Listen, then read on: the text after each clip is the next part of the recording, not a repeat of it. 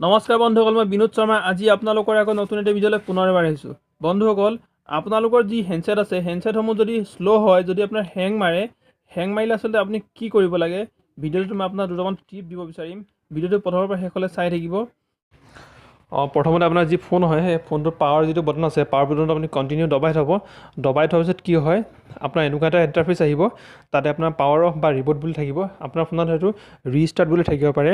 সেই ৰিষ্টাৰ্টটো যদি আপুনি কৰি দিয়ে বা আপুনি ৰিবুটটো যদি কৰি দিয়ে, আপোনাৰ ফোনটো বহু পৰিমাণে কি হয়, ফাষ্ট হৈ যাব।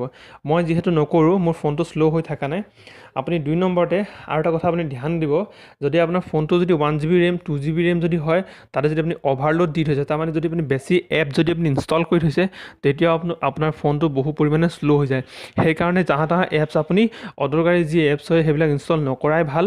তাৰপিছত আপোনাৰ 3 নম্বৰতে আপুনি চাব, আপোনাৰ প্লে' ষ্ট'ৰত যাব। প্লে' ষ্ট'ৰত গৈ আপুনি চাওক, বাওঁ ছাইডে ওপৰত আপোনাৰ 3ডাল আঁচ আছে। সেই 3ডাল আঁচত আপুনি টাচ কৰি দিব। টাচ কৰাৰ পিছত আপোনাৰ এনেকুৱা এটা ইণ্টাৰফেচ আহিব। তাত আপোনাৰ ক'ব মাই এপছ এণ্ড গেমছত যাব। মাই এপছ এণ্ড গেমছত যোৱাৰ পিছত আপুনি তাত যোৱাৰ লগে লগে আপোনাক এনেকুৱা এটা ইণ্টাৰফেচ আহিব। তাত আপুনি ওপৰত চাব আপডেট বুলি আছে। আপডেটছৰ পিছত আপুনি চাব ইনষ্টল আছে। ইনষ্টলৰ পিছত আপোনাৰ লাইব্ৰেৰী আছে। তাৰমানে যিমান এপছ আপোনাৰ আপডেট কৰিবলগীয়া আছে, মই আপোনাক দেখিছে ন, এইটো আপডেট কৰি আছোঁ। যদি মই এইটো ষ্টপ কৰি দিওঁ, এই গোটেইখিনি আপডেট দেখাব। তাৰমানে ইয়াত আপোনাৰ যদি গোটেই যিমানবিলাক এপছ আপডেট বিচাৰি আছে, আপুনি ইয়াত আহিব, ডাইৰেক্টলি একবাৰতে আপডেট কৰি দিব।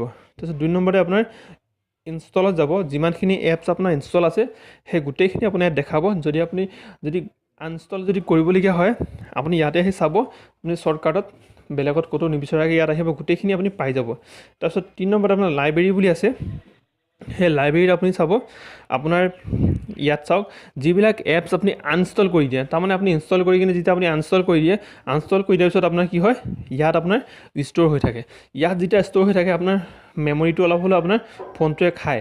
সেইকাৰণে কি হয়, আপুনি ইয়াৰ পৰা কি হয়, ডাইৰেক্ট আপুনি উৰাই দিব লাগে। যেতিয়া আপুনি ইয়াৰ পৰা উৰাই দিব, আপোনাৰ ফোনটো কি হয়, লোডটো ফ্ৰী হৈ যায়। তাৰমানে অভাৰলোড যদিও হৈ থাকে আপোনাৰ ফোনটো, তেতিয়া লোড ফ্ৰী হৈ যায়।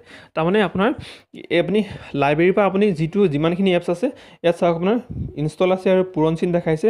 কিনাৰতে আপোনাৰ এপছৰ নামটো আছে। যদি আপুনি পূৰণ চিনটো কৰি দিয়ে, আপুনি অ'কে যদি কৰি দিয়ে, তেতিয়া আপোনাৰ, মই এইটো ডিলিট নকৰোঁ, আপুনি পূৰণ চিনটো কৰি যদি অ'কে কৰি দিয়ে, তেতিয়া আপোনাৰ এই যিটো এপছ আছে, সেই এপছটো আপোনাৰ ইয়াৰ পৰা ডিলিট হৈ যাব। তাৰপিছত আপোনাৰ ফোনটো ফ্ৰী হৈ যাব। বন্ধুসকল, ভিডিঅ'টো ইমানেই। ভিডিঅ'টো চাই যদি ভাল পালে লাইক কৰিব, আপোনাৰ বন্ধুবৰ্গৰ সৈতে শ্বেয়াৰ কৰিব। আপুনি যদি আমাৰ চেনেল নতুনকৈ আহিছে, চেনেলটো ছাবস্ক্ৰাইব কৰিব নাপাহৰিব। Thank U.